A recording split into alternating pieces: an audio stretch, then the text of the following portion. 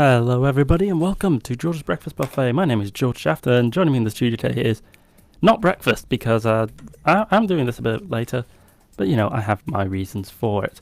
We have got a very densely packed show for you today though, because I've got lots of time to do my research, including, among other things, the exams fiasco, third time's a charm.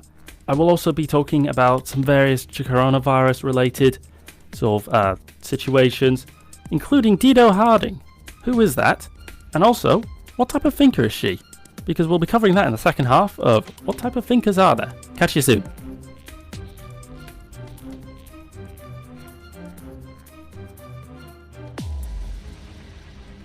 Online, on the iOS and Android, on your mobile phones. Great speakers conversation around the globe. This is Relaks Radio.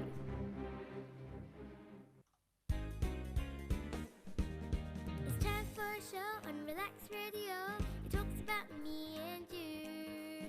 It's time for a show on Relaks Radio, it talks about me and you.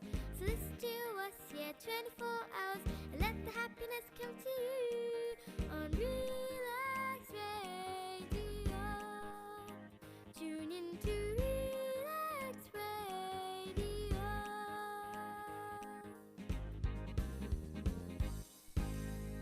Relaks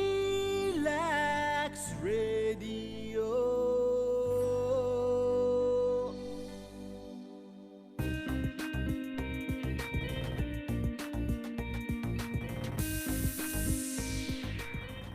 Hello everybody and welcome to George's Breakfast Buffet. My name is Jorge Shaft and joining me in the studio today is a pen.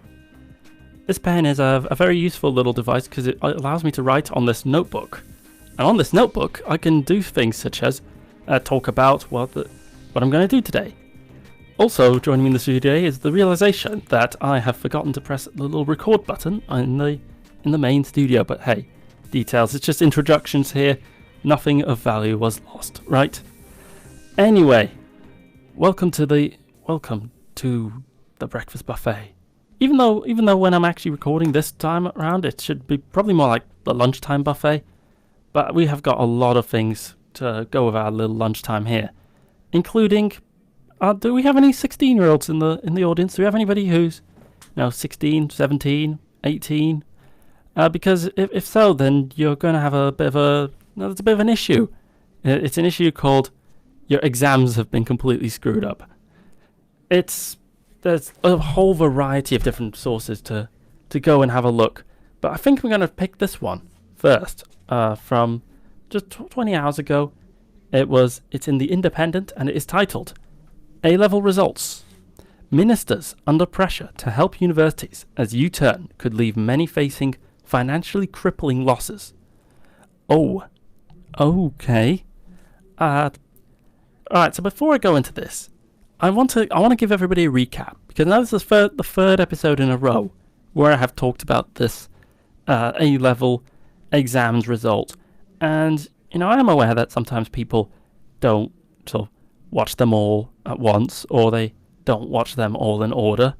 If you are such a person, you can make sure to comment. Normally I'd recommend the phone number, but there is of course no phone here right now, and you can just comment on Facebook. I will see your comment and I will interact and respond to it. But just the recap. There was, last week there was, exams results for the A-level students. A-levels, the exams you take at 18 years old. And, you'd think, oh, this is going to go well. Except no.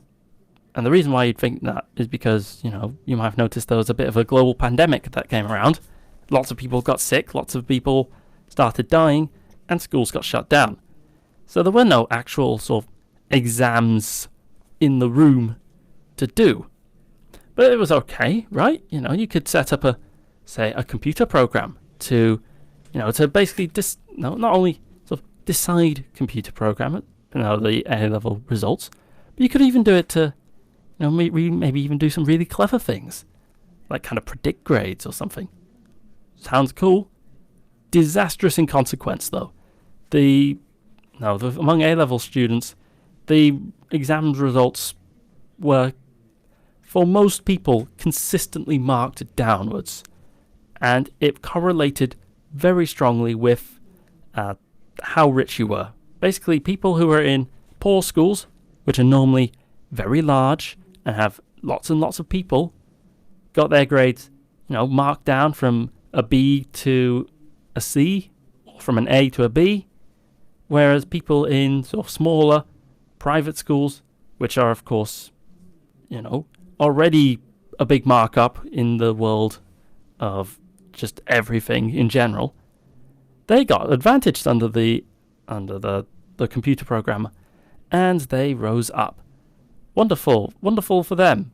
Not so wonderful for everybody else. The story has been a catastrophic, giant fiasco for the government at the moment, spawning around to just all kinds of just everything you can imagine. One thing I will just say before I get to serious stuff is I've been quite liking some of the jokes and the memes that have been coming out from this. One of my favourites was one saying, there was a big problem with actually handling the pandemic, this crisis, because Dominic Raab's name was changed by the algorithm to Dominic RBBB. I just thought that was really funny for some reason. I have an innocent sense of humour sometimes, but not so innocent was, of course, the fact that lots of people got their exams graded downwards. And so coming into this week was going to be the GCSE results of the exams that students typically take at 16 years old. Though with the global pandemic, not so easy to do. And, this was the result. Ministers, I'm quoting The Independent, by the way, ministers are facing increasing pressure to help universities amid warnings this week's A-level U-turn could leave many facing financially crippling losses. Hundreds of thousands of GCSE and A-level grades were raised earlier this week following a dramatic climb down by the English Education Secretary Gavin Williamson. The about turn has left thousands of students scrambling for places in highly sought-after courses for which they now have the marks. In a bid to ensure that level playing field for pupils who reached their new grades days after their classmates were given theirs, ministers removed a cap on the overall number of students at English universities. The limit had been designed to ensure that the more well-known universities did not admit large numbers of students to make up for a loss of income from the loss of international students during the pandemic. So, as you might have noticed, there is layer upon layer upon layer of fiasco and mess up and even deeper complications. I'll put it like that. Complications for now. To the whole approach of the government to education. I mean, a simple one. The idea of a cap on universities on how many students they can try and entice. It's a pretty insane thing. It's especially insane because for two reasons. One is universities have a lot of foreign students in them. It's generally nice to have the peoples of the world all come together, learn. It helps the education of the students from Britain as well. All kinds of good stuff. But it's like, okay, I see that you're losing students because no international students are coming, but we're going to put in a cap so you can't fill that up with more British students, to try and sort of balance things out for you. Because, heavens forbid, we might get twice as many Oxford students in 1 year than we normally could, and that might destabilise the social order of things. It's especially insane, though, for the second reason, because what is going to happen with Brexit in this case? Because universities were already really in pain before the coronavirus pandemic hit because of Brexit. whether you voted for Brexit or not, is not the concern right now. What is the concern, though, is the fact that most people around the world saw Brexit as a kind of a racist, Little Englander, isolationist policy that amounted to spitting in the face of the rest of the world. And that translates for universities. That translates into international students, considering where they want to study, going, oh, well, I really like the idea of, studying in Britain, drinking tea with a top hat, that kind of thing. But then they voted for Brexit, though. And it seems like they really don't like foreigners. I don't want to live in a country where they don't, where I'm going to be made to feel really unwelcome and going to be really rude to me and all that. So maybe I'll try out somewhere else. In fact, there was it correlated especially with a bit in inverse in continental Europe. I actually, back in January, applied for a bunch of Dutch university courses, just to see what would happen. And all of them were just like, yeah, we're full up, because more students from, the rest of the world, but especially Europe, were applying to Dutch universities. It's pretty crazy. And now they're being further punished by this cap. So, think about that. The Tory party goes, all right, we're going to make sure that universities cannot have, loads of foreign students because of our disastrous policies on immigration.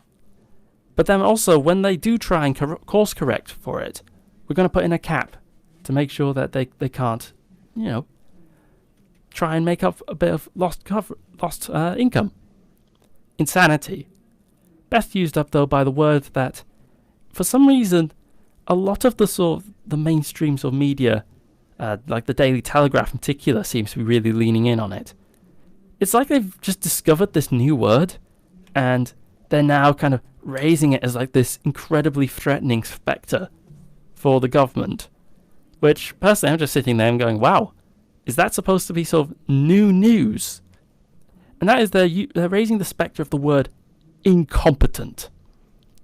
It strikes a lot of people, and I'm not so sure whether I agree, and in a later segment I'm going to explain why I'm a bit hesitant to purely ascribe incompetence to this. But a lot of people are now going, oh wow, it's almost like they've got this light bulb moment. It's like, oh wow, it turns out that the UK government at the moment, under Boris Johnson, is really, really incompetent and doesn't know what it's doing and is constantly messing up everything. And, I'm not messing up in terms of like, oh, this is a sabotage, which is, probably a more accurate term if you want to dig into some details. But no, it's in terms of, oh yeah, oh, we screwed up, we don't know what we're doing, I was planning on just, going, making a good job of those A-level results and exams, but then, the sun was in my eyes, and like there was a butterfly in the path, and Chris Grayling started talking to me, and, close proximity to Chris Grayling makes you lose IQ points, and suddenly, everything started to mess up and will go wrong. The biggest shame about this whole story is the fact that heads aren't rolling yet. The Education Secretary, for some reason I forgot the term Education Secretary. That's a bit disappointing. But for some reason, the Education Secretary, Gavin Williamson, is now facing a lot of calls to resign. He decided to respond to these calls to resign by going on to national TV, in his smart suit, with a really sad face, and said he was really, really sorry that all of this stuff had happened, and that, that everybody was feeling so sad, and he promised with his sincerest beliefs and hearts that he will do better in future. Of course, it took all of about 2 seconds for somebody to point out, but you're not sorry enough to actually resign from this mistake, though, are you? And unfortunately, the person who came up with that realization first was not in the same general area as Gavin Williamson, and didn't ask him, hey, so if you were really, really sorry, wouldn't you be resigning for a screw up of this kind of monumental, gargantuan scale. But no. Instead, we just have to wonder and theorize about what goes on in the minds of ministers who are unable to do exam software during a pandemic, during a time of national emergency, and just wonder, like, dang, how do you live with yourself by screwing up that badly? Personally, I've been actually really, see, now here's one of the benefits of doing this slightly later in the day, because it was about midday when Keir Starmer just had a really, really simple thing to say to summarize all of this. And that was just to say, this is not how you run a government. There's no way to run a government during a time of national emergency. And I completely agree with that. Keir Starmer is knocking it out there, saying nothing of great controversy. But what do you think? Do you think that maybe that was a controversial statement? Or do you think that maybe the government has actually done a good job? I've definitely seen, the types of people who have, dogs with flowers as their profile pictures on Facebook kind of rush to the defense, saying, oh, well, give them a break. It's been really hard times for everybody. And so maybe you think the same. That, they're just making do the best they can during hard situations. Or maybe you agree, but think I'm not going far enough. You want me to use fiery, inflammatory language to really drive home the point of how badly the Conservative Party is messing up just about everything when it comes to these A-level results. They somehow did both extremes, like they undermarked the exams, and then they overmarked them, which is something I'm going to touch on a bit soon.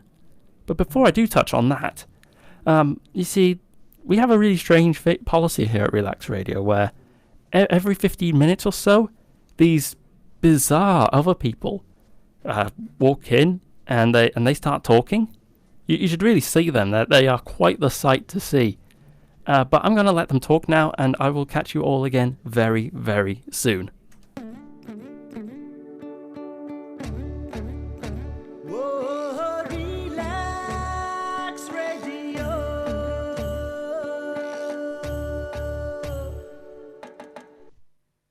আপনি হয়তোবা জানেন না যে radio advertisement is 4 times more powerful than any other media.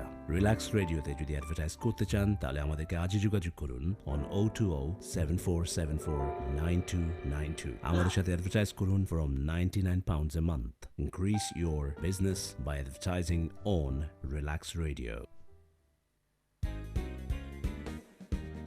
It's time for a show on Relaks Radio.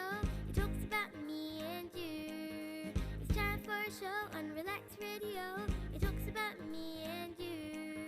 So listen to us, 24 hours, and let the happiness come to you on Relaks Radio.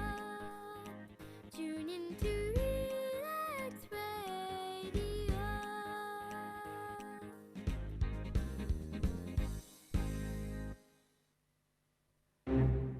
It has been too long.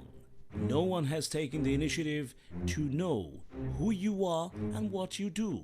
Well, Relaks proudly presents Relaks Media to unite and expose all media-related personalities under one umbrella. If you are an artist, or maybe you're looking for one, look no further. Log on to www.relaksmedia.com. RELAKS media.com. In return, you get a free webpage and exposure to wider fan appreciation and contacts.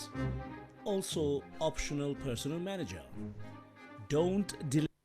Relaks Radio.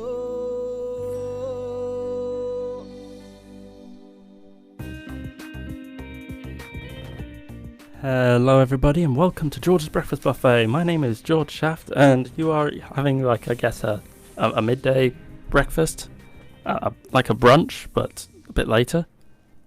I suppose that would really just be called lunch, surely. But you know, it would be a real dog's dinner of things, talking about the exams a bit more, because I didn't quite finish up on everything, on every consequence and every angle that can be discussed with the, these whole A-levels and GCSEs fiascos. So let's just continue and really have a deeper dive in what's been going on. GCSE results, says the Independent. Again, I decided to stick with, just for now, the same source, just to make things a bit easier. GCSE results live.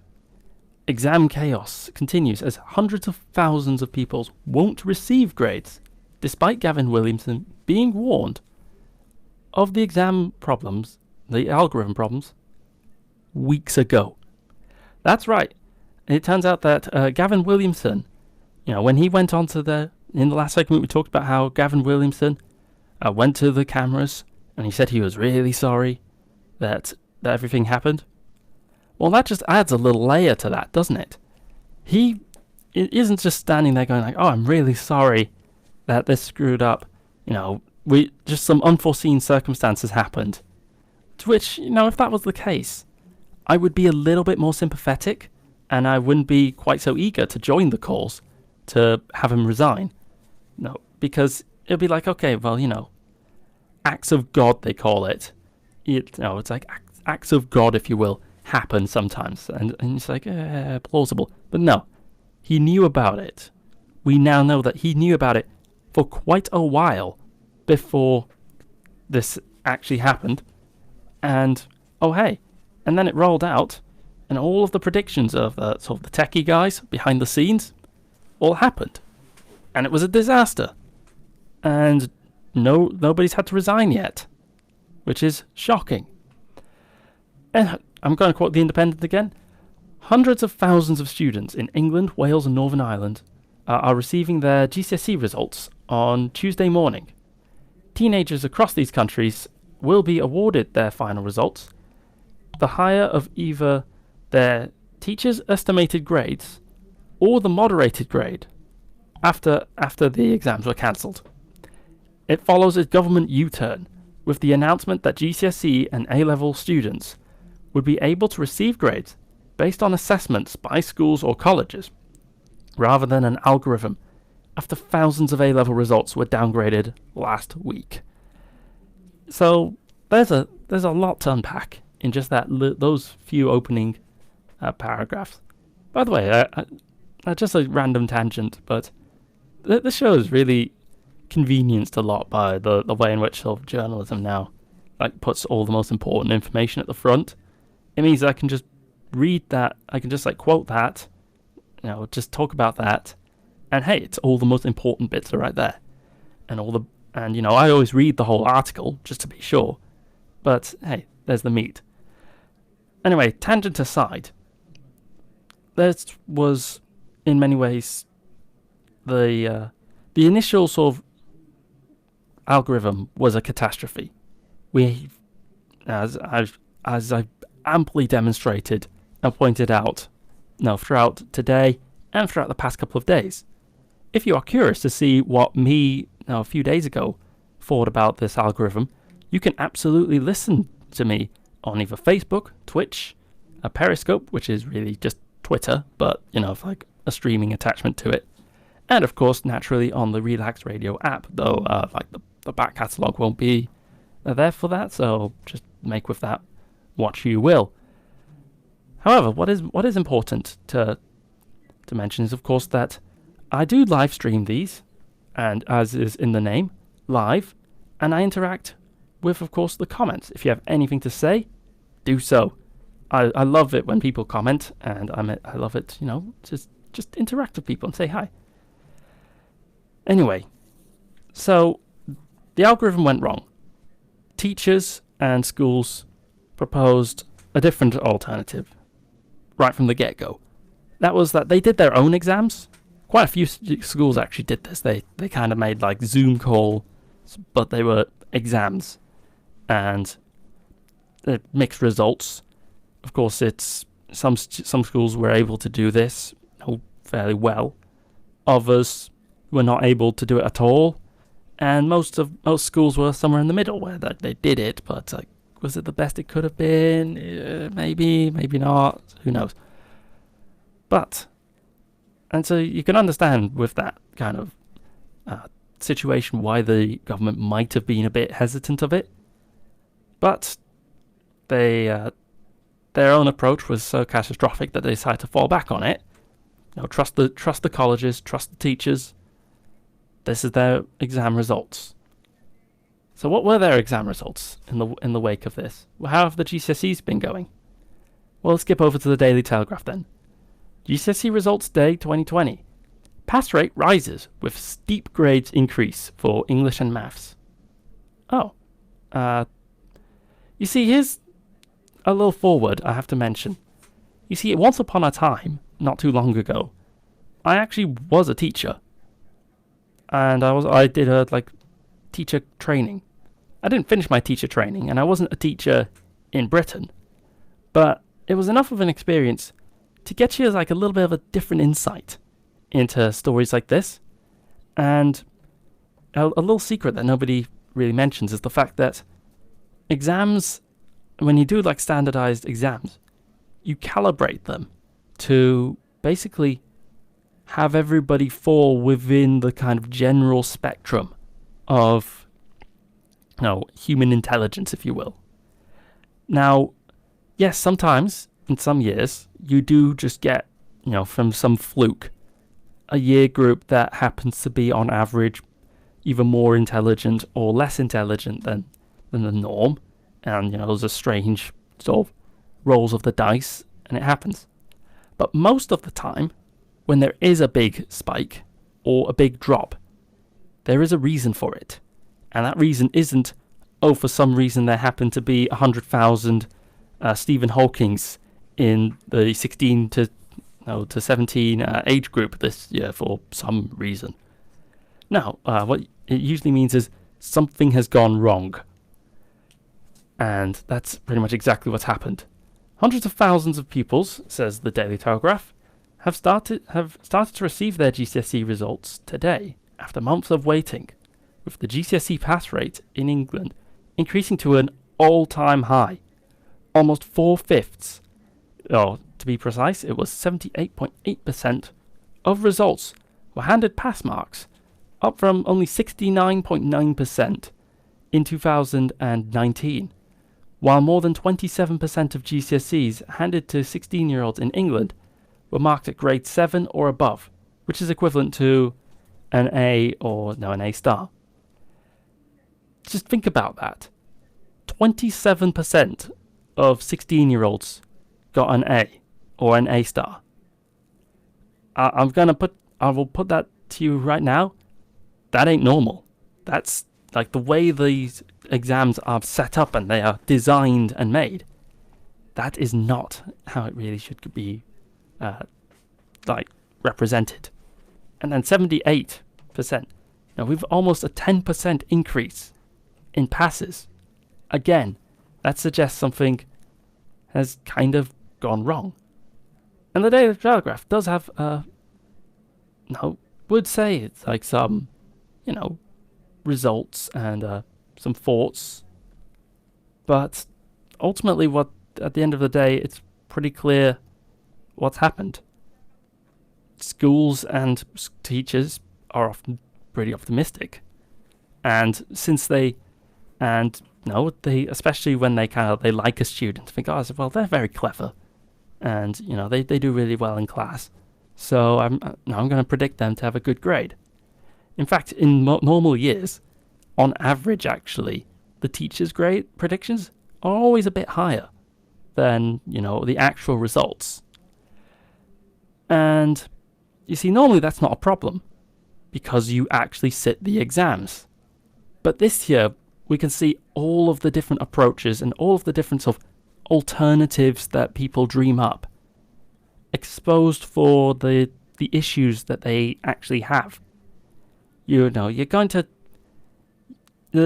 sitting the exam itself, having a standardized test for everyone is the way to go about it. if you subscribe to the idea, as this country currently does, though it doesn't have to, we could change that, but subscribes to the idea of a standardized education for everyone. Now, if you change that, and if you go for an approach of, like a more individualized education, maybe more specialized education, that's going to be a different story, and I can talk about that till the cows come home. But as it stands, we make a big point of no, these are standard tests that everyone does, and they are, importantly, a benchmark for employers. When they look at a CV, it's like, okay, this person has, a C, say, in mathematics. You want an employer to look at that and go, right, so that should mean that this person is probably about, at this kind of level when it comes to mathematics.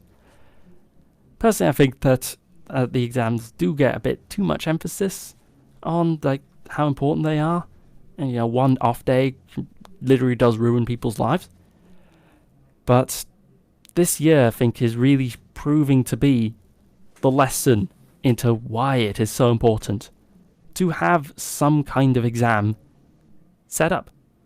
Because we've got teachers and school boards, on the one hand, deciding to know the exam results. And what do we see? A massive bump up in everybody's grades. On the other hand, we have the government, which goes, oh yeah, let's just program an algorithm, and also do this while we, of course, have Dominic Cummings be in government, the modern-day Rasputin, who has in the past tried to promote literal eugenics supporters in the government. And, if there's a bit of a blind spot of, oopsie, it turns out that this algorithm makes rich kids get better exam results than poor kids, then, oh well. And so, ultimately, in many ways, I hate the feeling of being oh, I'm the status quo defender. But this is a status quo defense. Exams are there for a reason. Exams serve an actual good purpose. And now we're seeing what's happened when, during very unfortunate circumstances that nobody wanted, well, except for Dwight from The Office, we see what happens when there is no exams. It's chaos. It's disaster. We get caps for universities because reasons. And then we get Gavin Williamson becoming the king of irony, which I talked about yesterday, saying, oh, we don't want students, promoted beyond their abilities. And then we have, 5 years down the line, there's going to be a bit of an issue of of inflationism, basically. It's oh, well, I've got two applicants here who have got, A stars in their GCSEs, but, they did it in 2020. How valuable actually was that A star? And how much of it was really a solid B student? Or grade 6 student who through the chaos and omnishambles of 2020 got that little bit of a bonus. But what do you think? Do you think that that my stance is broadly correct? If so, comment on Facebook. If you don't think so, again, comment on the Facebook live stream. I will see your comment. I will interact and I will talk about it. If you make one, I love seeing comments. So make sure to give it a go. And I will see you all again very, very soon after these other people stop talking.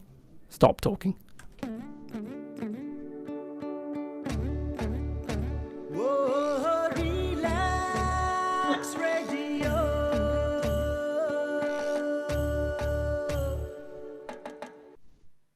আপনি হয়তোবা জানেন না যে radio advertisement is 4 times more powerful than any other media. Relax রেডিওতে যদি advertise করতে চান তাহলে আমাদেরকে আজই যোগাযোগ করুন on 020-7474-9292. আমাদের সাথে অ্যাডভার্টাইজ করুন from £99 a month. Increase your business by advertising on Relax Radio. It's time for a show on Relax Radio. It talks about me and you. It's time for a show on Relax Radio. It talks about me and you. So listen to us, 24 hours, and let the happiness just come to you on Relaks Radio. Tune in to Relaks Radio.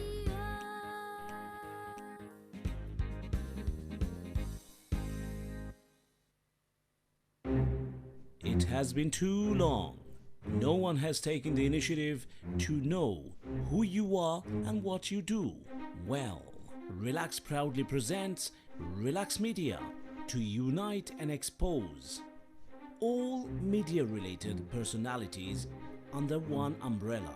If you are an artist or maybe you're looking for one, look no further. Log on to www.relaksmedia.com, RELAKS media.com. In return, you get a free webpage and exposure to wider fan appreciation and contacts. Also, optional personal manager. Don't delay. Relaks Radio.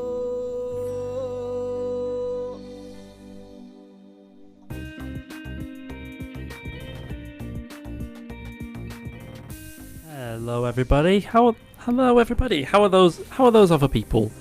Hopefully they were all right. Hopefully they didn't say anything, very offensive while they were talking. Also in sort of like offensive news. What do you think of this little tune? I'm very glad I found it again. It's like I thought for a while, like, wait, was it deleted? Was it lost? But nah, I genuinely quite like this tune, and I, in some ways, almost like prefer it to the normal studio instrumental. So let's have a little thing, just a moment.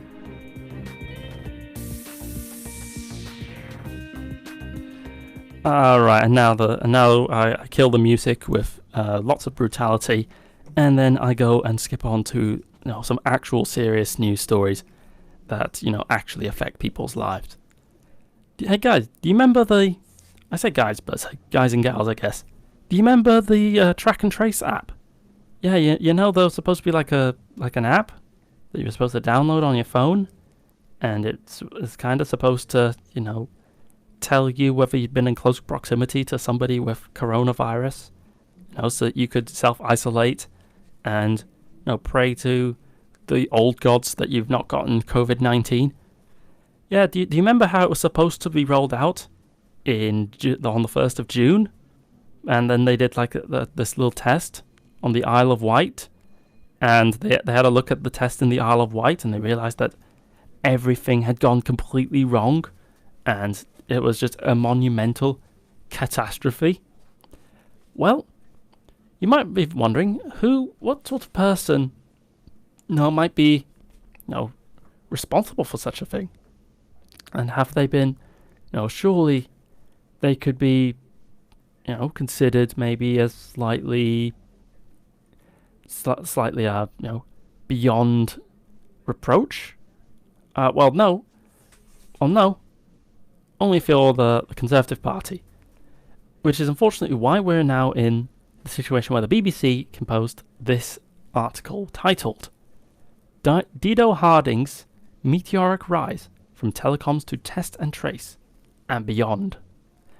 The choice of Dido Harding to run England's new public health agency cements her position as one of the most powerful unelected officials involved in the fight against coronavirus. As chair of the National Institute of Health Protection, she will take control of a huge scientific, technological, and bureaucratic empire, which ministers hope will play a vital role in ultimately defeating the virus, as well as continuing to oversee the much criticised NHS test and trace system, which she helped to launch in May. She will assume responsibility for local public health protection teams following the abolition of Public Health England, as well as the Joint Biosecurity Centre. Woo, whoop-de-doo. That's a lot of power, isn't it? That's a lot of responsibility. And yet, who is getting this responsibility? Just like up here, she's married to the ex-minister John Penrose, and she represents the Tories in the House of Lords. Her full title is actually Baroness Harding of Winscombe. Winscombe? A reference to the village of her husband's Western Supermare constituency, where the couple live. While the coronavirus has thrust the 52-year-old into the national spotlight, she has also appeared in televised briefings. She was also already an influential backroom figure within the NHS. And now we're starting to see some stars align, maybe, right? You might have noticed little connections here and there. It's like you'd think, okay, somebody who screwed up the test and trace app launch, somebody who was involved in multiple disastrous choices, especially for this COVID pandemic generally, where Britain has now gotten itself the unenviable position of being both the most economically impacted country in Europe and also the most impacted by the disease in Europe. We happily took the expression of the best of both worlds and went, no. Worst of all worlds, that's what we want. As you might be expecting me to say, I do believe that this is a shambles, and I believe that her appointment and her rise has not been due to particularly good reasons. She is a lord, as I've mentioned before, though it would be a lady, really, in terms of her position on that front. Lady, conservative, always good to have loyalists, right? Always nice to make sure that you get only the people who already agree with you and already are incredibly loyal to you to do everything. And then she was also just in a big sort of position in healthcare. But what exactly in healthcare? And where's the relevance in having this little pause? I'm just going to skip over to another article. It's gonna be very, very sort of short on being here. It's in the Evening Standard. It was titled "Matt Hancock Defends Appointment of Dido Harding as National Institute for Health Protection Head." And in her defense of her, he mentioned a very, very interesting little thing. He replied when he was pressed on it, whether she was the best person. He said, absolutely. She's simply the best person who could be doing this job now. She has enormous experience, both in the private sector, running very large organizations, and this is a very large organization, now have a budget of over 10 million, and also in the NHS. Yes, she's been involved with private healthcare, which has been a bit of a theme with this government. There's been multiple times now where it's oh, you've appointed someone into a position of massive political power over the NHS. But here's an article that they wrote saying that they supported instituting private healthcare just last year. You see, here's a little secret about government that people don't really think about. There's a bit of a saying that they have when it comes to politics, which is that amateurs think that politics is all about ideas and policy position is it's all about ideas and what visions you have. People who know a little bit more about politics, they generally see politics a lot as a chess game. They see they subscribe very much like the Game of Thrones, where it's if I do that, then this happens. If I do that, then this happens. That sort of thing. But the experts, they know the truth. It's just people. At the highest levels of government, in all of the sort of interactions, it is just interpersonal, relations and interpersonal, handlings of things. Which means that when you look at sort of staff appointments that the government does, it's actually incredibly revealing.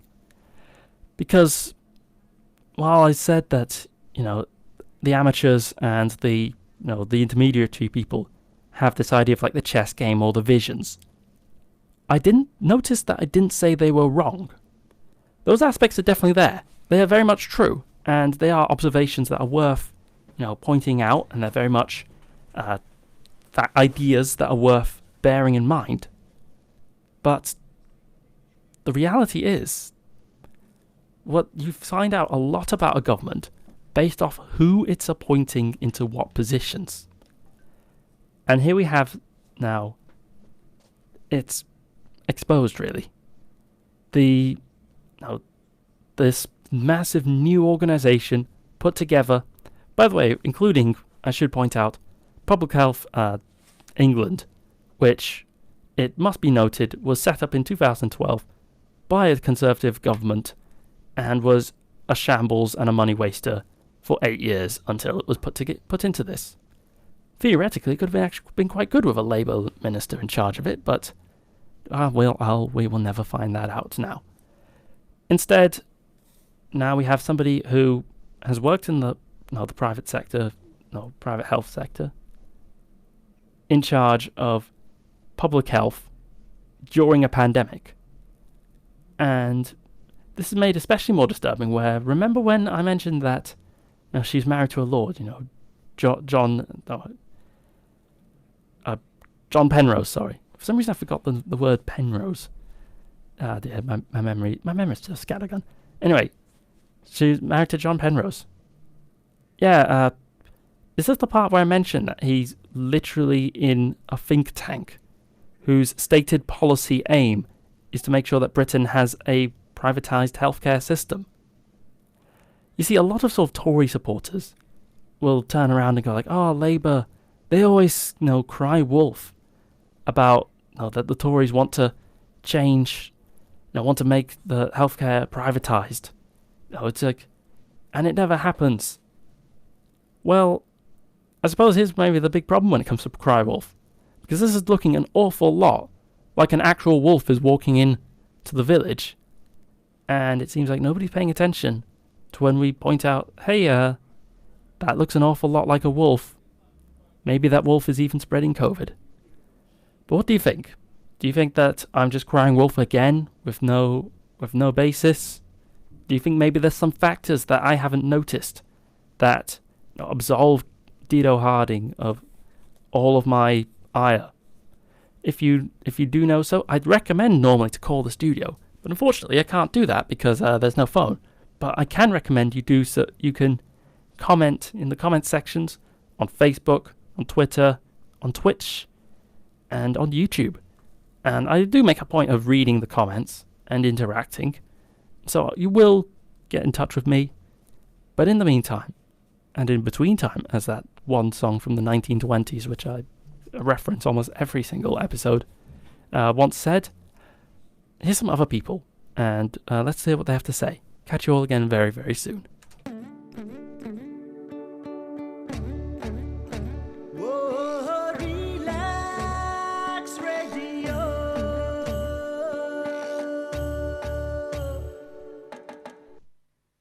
আপনি হয়তোবা জানেন না যে radio advertisement is 4 times more powerful than any other media. Relax রেডিওতে যদি advertise করতে চান তাহলে আমাদেরকে আজই যোগাযোগ করুন on 020-7474-9292. আমাদের সাথে অ্যাডভার্টাইজ করুন from £99 a month. Increase your business by advertising on Relax Radio. It's time for a show on Relax Radio. It talks about me and you. It's time for a show on Relax Radio. It talks about me and you. So listen to us, 24 hours, and let the happiness come to you on Relax Radio. Tune in to Relax Radio.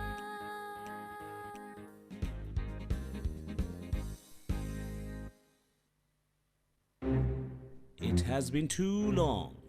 No one has taken the initiative to know who you are and what you do. Well, Relax proudly presents Relax Media to unite and expose all media-related personalities under one umbrella. If you are an artist, or maybe you're looking for one, look no further. Log on to www.relaksmedia.com, RELAKS media.com. In return, you get a free webpage and exposure to wider fan appreciation and contacts. Also, optional personal manager. Don't delay. Relaks Radio.